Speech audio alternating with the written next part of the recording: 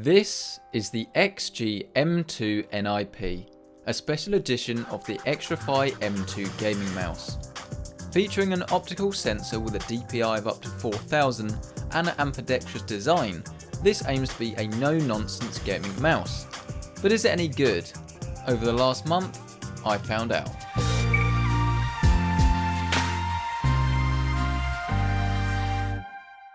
Hey, what's up guys, and welcome to this review of the Xtrfy M2-NIP. This is a Ninjas in Pyjamas special edition of Xtrfy's M2 mouse. And the M2 sort of takes a no frills, no nonsense approach to gaming mice. And this is basically because you see loads of different mice out there, like the Corsair Scimitar that we recently reviewed, that goes for loads and loads of buttons, loads of functionality. You can customize everything in software, whereas something like this goes completely the opposite and literally relies on just being a very good mouse and doesn't rely on what some people will brand as gimmicks. But of course, this strategy will only work if it's a good mouse. And is it? Well, let's start with the overall design. And the overall design is very nice, it's very clean. It doesn't feel the most premium because it's mainly a plastic affair. So if you compare it to something like Corsair's M65, which uses a lot of metal, it doesn't feel as premium. But once you've started to actually use it, you sort of don't really notice, to be honest, and you sort of notice that the overall design is actually very user friendly. It is an ambidextrous design, which means that if you're left or right handed, you should feel right at home here. And then the top has the customizable Dpi buttons, where you can change the Dpi on the fly. This isn't configurable in software. And on the bottom you'll find that you have a switch for your polling rate, as well as the sensor itself, which is a Pixar PMW 3310, which is meant to be one of the best sensors out there, but I don't tend to get too bogged down on the overall sensor. I sort of tend to look at the overall quality of the mouse. This is a USB mouse, and it also comes with a thick braided cable, which is 2 meters long, which should be hard wearing and should give you plenty of room if your computer is not that close to where you actually want to put the mouse. Now you'll also find that we have 3-zone LED lighting on the mouse, so this is in the logo at the top of the mouse on the scroll wheel as well as on the sides. And you can't customize this, so you can't have any effects and you can't change the color.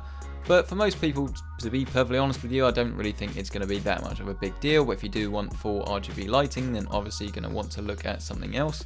But all the buttons and all the customizability that you have with the mouse, while there isn't that much of it, the actual quality of the buttons themselves are very nice. They use on-ROM switches, and whether that makes that much of a big difference, I'm not entirely sure. But all I can tell you is that they do feel very nice to use.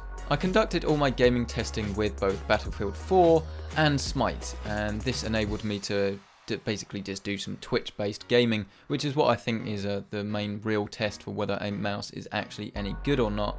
And while I'm not a big Counter-Strike Go player, I did find that I was able to rack up quite a lot of kills in Battlefield 4, regardless of whether this was with a shotgun on a sniper rifle or whatever else.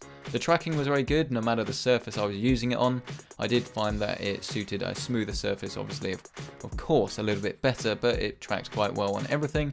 And the switches themselves just were really nice to use, and I didn't really feel like I was particularly limited by the mouse. And that's the sort of thing that you should get from peripherals, really. They should sort of take you away from your room, if you like, and actually immerse you in the game. And you should never really, a good peripheral sort of doesn't limit you, I guess is the best way of describing it, and I would say that this definitely didn't limit me.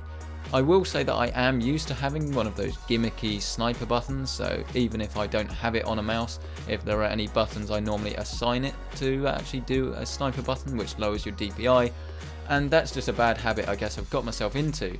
But overall, the mouse really does a nice job of tracking and gaming, which is what it set out to do.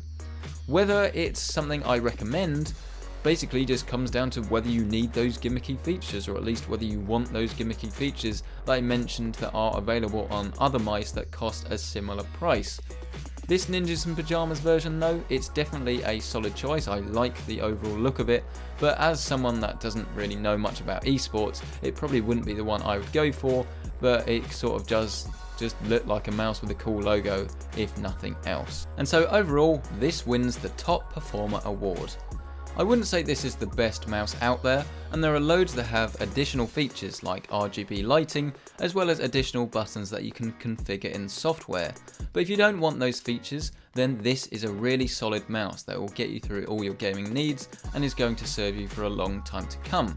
A massive thank you for you guys for checking out this video, a massive thank you to Caseking for getting this review sample out, and as always a massive thank you to Corsair for sponsoring this channel.